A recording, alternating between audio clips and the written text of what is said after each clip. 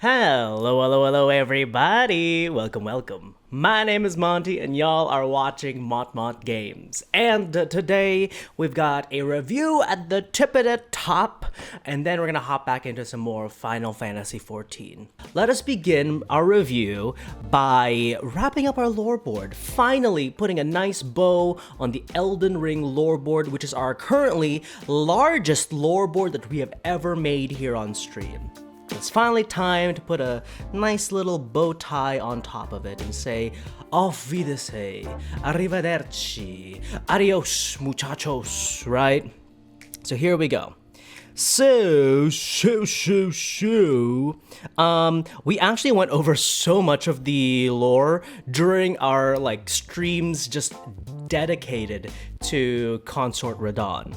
So we have a very simple wrap up today. Consort Radahn over here, who was the half brother of Miquella, right?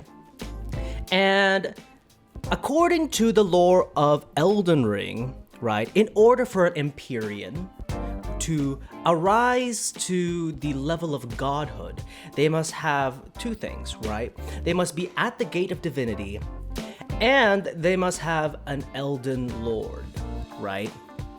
And so, for Miquella, he was like, you know what? I think that the best person to pick for my husband, for my Elden Lord, is my own brother. Now, would not have been my first choice, personally, but, hey, so, keep it in the family. So the two of them got together, and they went to the Gate of Divinity, and then he became a god, and Radahn became really powerful, and yada yada yada. We beat them, and their plans were thwarted. But what was Miquella after?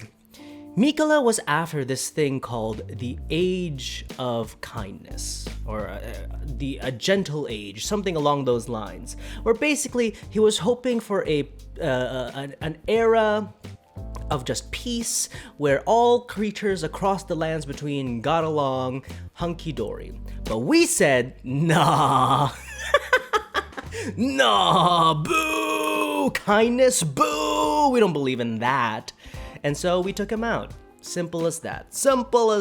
You know, we wanted to make sure that the age was set for our girl, Ronnie. I had to think of her name for a second. Ronnie, right? So, anyway, we got rid of that nerd, and we have our own age to usher in. Now, I wanted to bring something up though that I thought was interesting. So after we finished Shadow of the Erdtree, I dove right into a whole bunch of lore videos, right, in preparation for that short story series, like I was saying, Elden Theogony. Now, first story now on AO3. That I've been diving into a whole bunch of lore videos and reading up on wikis and all that stuff. And let me tell you, there were some really interesting ones, right? Real interesting ones. And one that I wanted to bring up that I cannot remember for the life of me who said it, but it was about Miquella, and this theory was so good. So if later, as I'm editing this, if you can remember who it is, Monty, put the name here. But anyway, the theory was that this area where we fought Consort Radahn is the Crucible. What? Monty, what are you talking about? Well, hear me out. The Crucible is a concept in the legends of Elden Ring, right? And the concept is life began as a mishmash, as a soup, a primordial soup of body parts and the organic matter before it became the life we know it is today. And some people have theorized that this place here is the Crucible because it is a mishmash of, people are crawling out and they're all mixed together. And I thought that was a delicious theory. So that's the only thing that I wanted to like brush over theory-wise today. So let me knock this theory out. I did have a theory that Mikola and Mesmer were the same. They were like a Radagon America type. I was wrong. Wah, wah. And I'm gonna keep this one around. This idea that Lands Between is a purgatory, I'm gonna keep it around. I'm holding out hope. Maybe one day there'll be some sort of confirmation, but who knows? Who knows? Anyway, so that is our lore board for Elden Ring, our largest lore board that we have. Put a beautiful bow on it, and let us move on to our review. Okay, so let us begin. We began Elden Ring Shadow of the Erd Tree on December 2nd, 2024, and we finished it December 17th, 2024. Two days? Tuesday, Wednesday, Thursday, Friday. 3 days before we went on our 2-week Christmas break, right? It took us 11 streams to finish, and it took me 5 pages of notes to get stuff down, right? A lot of the stuff that I got down, I read up on later. So let's talk about the best parts of it first, right? Once again, beautiful world building, beautiful way to just create this new land before me, right? And I was invested, and I loved every moment of it. The lore is great. There's so much to read up on. There's so much storytelling in the behind the scenes. It's really, really cool. The environmental story building of From Software is immaculate. Like, you go to a room and there's like just the way that the bodies are positioned. You're like, okay, something happened here, and then like as you read up on like items that you find inside, you're like, okay, it's starting to make sense. What happened in here? Who was the attacker? What's going on? It's like what do you call it? Dissecting a crime scene is what it feels like, and that's really, really cool. What a rewarding experience. Beautiful tie-ins to the base game as well. I think that you get a lot of answers to questions that you had after you finished the base game. I think that you were able to expand more on the knowledge of certain demigods, and you get to see certain demigods in a different light, right? I know for me, certainly, I looked at Mikola in a different way. I looked at Moog and Radon in a different way. It's very, very cool. So, beautiful tie-ins. You know what? I think that this next point, I debated on whether or not I wanted to make it a negative or a positive, but I ended up going for a positive because I like the fact that it is difficult. I do. I like the fact that it was difficult, even though some bosses made me grind my teeth and just wanna just bang my head against the table. I will say that I appreciated the difficulty, and I appreciate the euphoria that you get out of the victory after finally defeating these guys. It's very, very cool. There is a different, separate reason why I think it's more difficult than it needs to be, but we will get to that in the next slide. A lot of memorable story moments. I think that this game, or this DLC, had moments that like really stuck with me, that I was like, yeah, this is super cool, and it's impactful to the story. One of the things that I criticized base game about was I felt like a lot of things were happening behind the scenes, and like there's a lot of telling and not showing, but now it feels like they kind of fixed that. It feels like there were moments where I was like, this is pivotal to their own personal story, and I get to see that now, and that is really cool. We see Mesmer finally go, yeah, fuck this. I have been maintaining this facade for too long. Forget this. And he throws everything away, right? We see Mikola ascend to godhood, and that's really cool. We get to see all of these things, and like Mikola is like theoretically just one step ahead of us throughout this entire thing, and we get to see like these little bits and pieces that he's leaving behind and the people that he's leaving behind, and that is really cool. Beautiful story moments. Gorgeous settings, right? The cerulean fields, the jagged peak, not like jungle area that's a little bit bullshit, but you know what? It's fine. So beautifully done, beautifully done, very memorable. A wonderful set of spells and weaponry that add a really nice layer to the gameplay, right? I wouldn't say that anything like absolutely changes everything in the gameplay, right? But, you know, I don't expect that out of a DLC.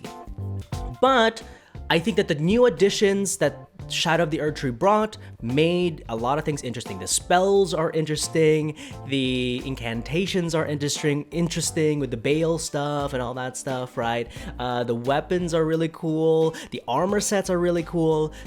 I was into it. Beautiful design, beautiful work on the design team's end. And to be frank with you, this kind of goes along with the earlier point.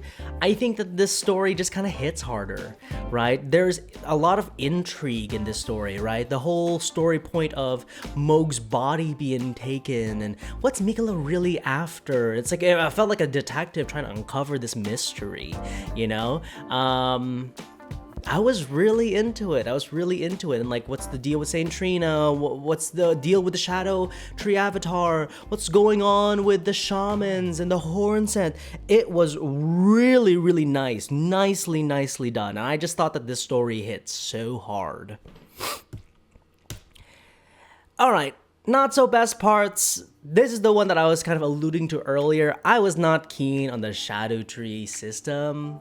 I don't know, I just didn't like it. I didn't like the fact that like I came down there and I was like weaker. I wasn't into that. Honestly, as I think Liwa explained, it's because they didn't want you to go in super overpowered, right? And I get that. I get that design choice, and I appreciate that they made that design choice. I just don't like it. I just don't like that design choice. It just wasn't for me. It just wasn't for me. So I wish that that just wasn't there, and I could just have just gone down there with my current level and yada yada yada. And I think quite a few things I said from the base game, a lot of my criticism from the base game kind of still stands. I do wish that the side quests were not as difficult as they are to like complete, right? I think that it is so hard to go through this game and like complete side quests when like I have to be at a place at a certain time and I have to like backtrack to this other place that I completely forgot about. I think that's too much. And you know, I have to kind of rely on a guide if I want to see everything, and I don't like doing that.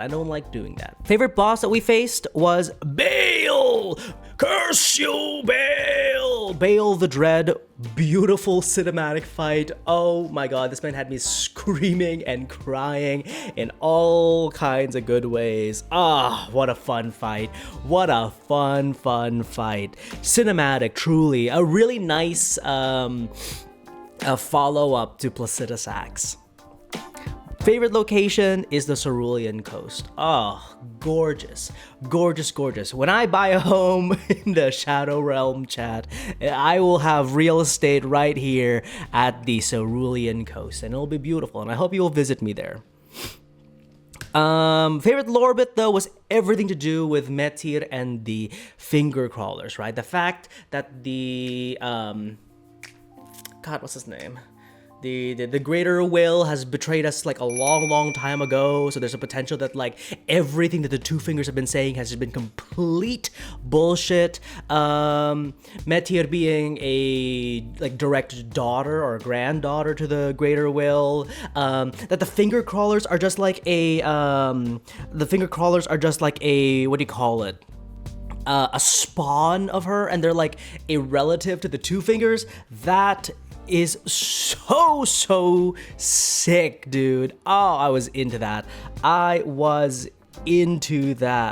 So overall, I said this when we finished this game, that Shadow of the Erdtree is what I think a DLC should be, right? It is an expansion of the game world that they have created. It expands on the lore. It has made us rethink about the base game and made us see it in a new light. And it is an expression of art in of itself, right? Born from the other thing. Honestly, this is probably a little bit of a controversial statement, but I feel like a DLC should be like a fan fiction to the thing, right? Where it adds on to the lore of the base thing, it just adds more, and you get to play with your characters some more. That's what I feel like it is, right? You just want to keep playing in this world, you want to keep playing with these characters, and that's what I felt with Shadow of the Erdtree, and it was beautiful and it was wonderful. So I was into it. Blueprint material. So when we wrapped up the game, I gave it an 8 out of 10. Story, I will keep with that, an 8 out of 10, right? I think I still wish there's a little bit more direct storytelling, but I will say it is better in the DLC, for me, in my opinion, than it was in the base game. Gameplay, 9 out of 10. Still fun, still phenomenal. 9 out of 10, minus 1 point because of that Shadow Tree thing, but whatever. Anyway, still a gorgeous, gorgeous time. Ambiance, 10 out of 10. Each place feels different. Each place that they took me to, right? Whether I'm in the Abyss, whether I am in that place underneath Enir Elam, right? I feel like I'm in, and there's a world, there's a lore here, and I'm chomping at the bit to find that out, and it's beautifully done. Personal enjoyment, 9 out of 10. I would be lying to say that the difficulty didn't make me grind my teeth at night just dreaming up this game. I will say that, right? I had nightmares about this game for a long, long time just based on the difficulty of it. So 9 out of 10, but still a beautiful experience. So overall, final rating for me is a 9 out of 10. A gorgeous DLC, a wonderful DLC, and I'm so happy to have played it. It is a wonderful addition to the original Elden Ring story, and I'm happy. And based on the community score in our Discord, right, as an accumulation, they voted an 8 out of 10. Beautiful, beautiful. Thank you to everybody who voted at home. Here are 2025 ratings. We have a 9 and we have a 10. Beautiful. All right. Final little bit of it.